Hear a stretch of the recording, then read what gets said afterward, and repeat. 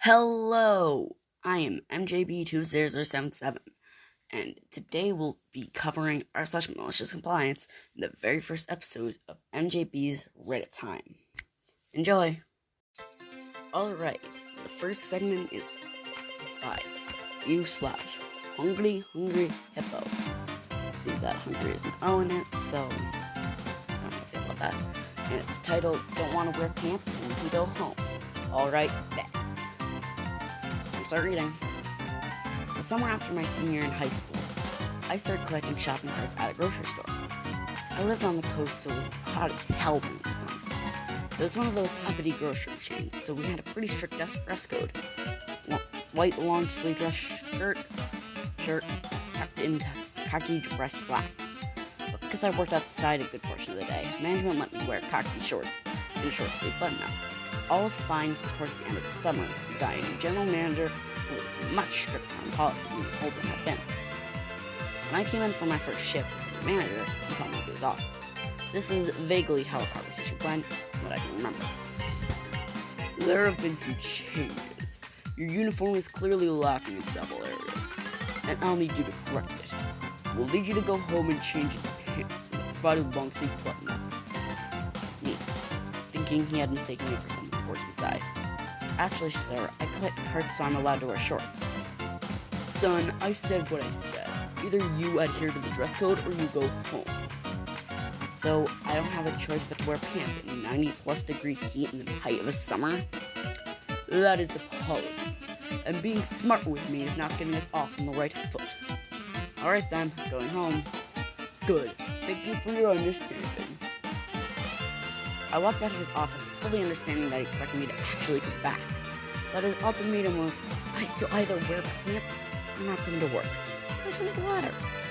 I was going away to college in a couple weeks, so I chose not to sweat my balls off 6 hours a day for $7.25 an hour. I was at home about an hour later, chilling, talking to my friends on Xbox 360 party chat, and I got a call from my manager, furious. He was asking me why the hell I was taking so long, that we were swamped and desperately needed a cart collector.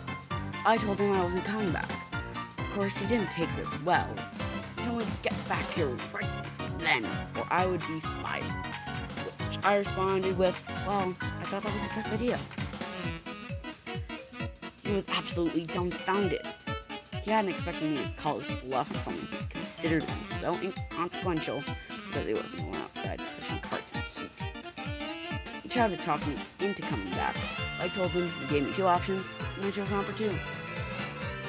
I never went back into work. I found out the cart collectors were only made to wear pants for a few days after that until the new manager relented and let them wear shorts. I never got a call with an apology from him, but I didn't care.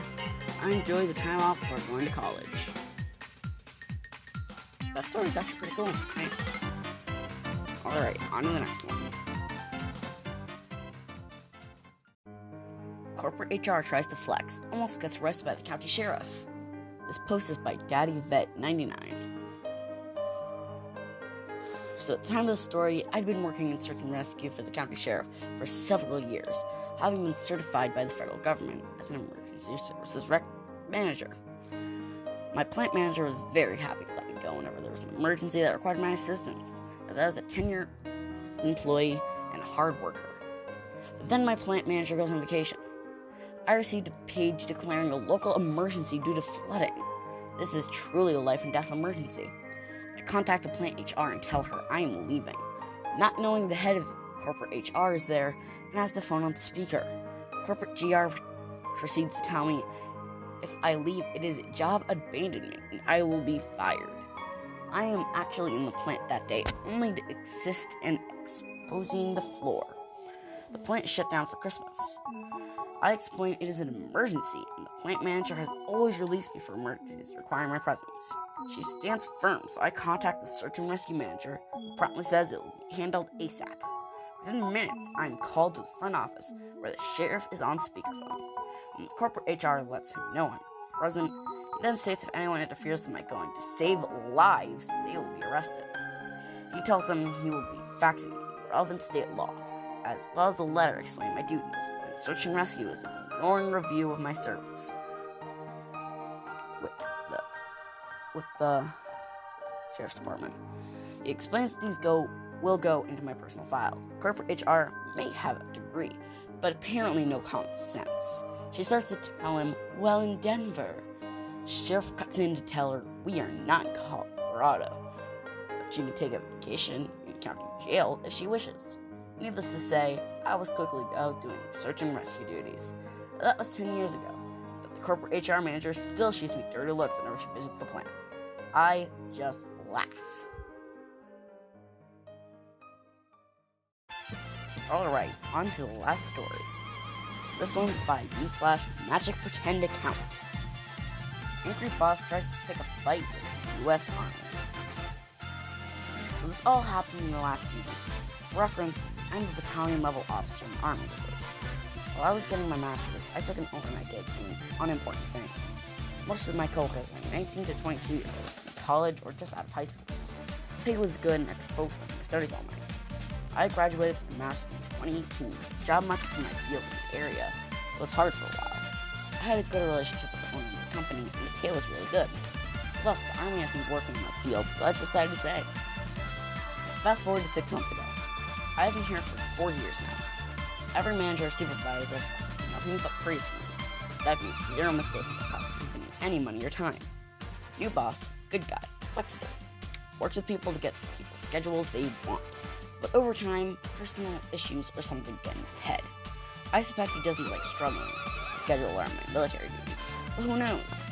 He starts name-calling, being condescending or ranting and raving at me for unclear reasons every time he sees me. He wants things cleaned up, but is never able to quite articulate what that means. My attempts never satisfied. One time he ranted at me for sweeping law. Another time for calling him when nobody showed up to relieve me for an hour past my shift.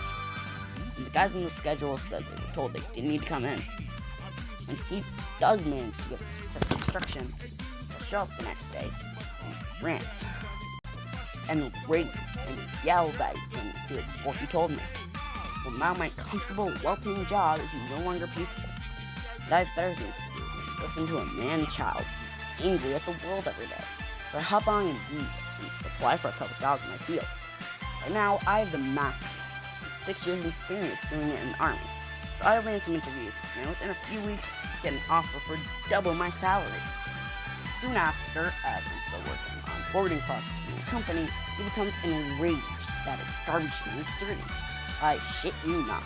A garbage can is dirty. I listen to him rant and name call and all that fun stuff. Next day, I roll my eyes and wash the garbage can. He responds by yelling at me some more because I didn't wash it before being told to. Called me some names and then threatened to fire me. So I shrugged and woke up my 2-week notice and handed it to him the next day. Turned out that threat was a bluff. He is now very short-staffed. And he blew up again. Yawn. The next day, though I noticed something particular on a workout. My time off request, filed months ago, upcoming military orders, had been denied. I laughed it off, because obviously that's a misclick on his part, but nope. Came for work again and smugly informed me that I'm working through the next week.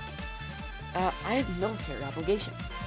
I don't care. I denied your time off request. I have orders from the military. I can't be here. Nope, I denied it. You can't do that. Yes, I can. This is what you get for not respecting me and acting like a child. I am denying your time off request, so figure it out. Can I have it in writing that you're denying me unpaid time off for military duty? Ladies and gentlemen, if asked for something in writing, a smart man would stop and reconsider.